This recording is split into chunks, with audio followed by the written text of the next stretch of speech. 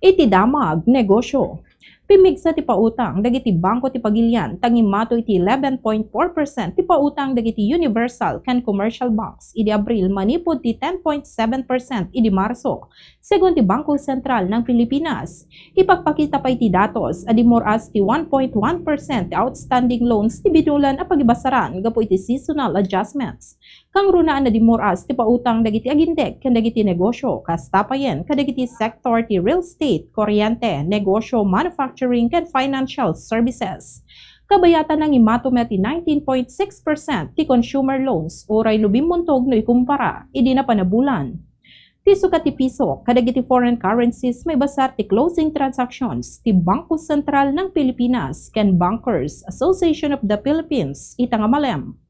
US dollar 61 pesos and 69 centavos, Singapore dollar 47 pesos and 71 centavos, Hong Kong dollar 7 pesos and 85 centavos, Euro 70 pesos and 81 centavos, ken Saudi Arabian Rial 16 pesos and 38 centavos.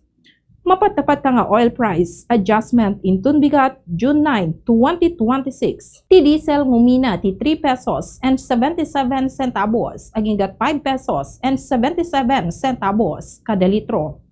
Ti gasolina posible lumaka ti 1 peso and 70 centavos when ngumina ti 30 centavos kada litro ken ti kerosene ngumina ti 6 pesos and 10 centavos aginggat 8 pesos and 10 centavos kada litro.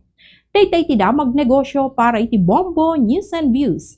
Daytoy ni Bombo John Arizabal Alcartado and this is Bombo Radio Philippines, the number one and most trusted source of news and information. Basta Radio Bombo!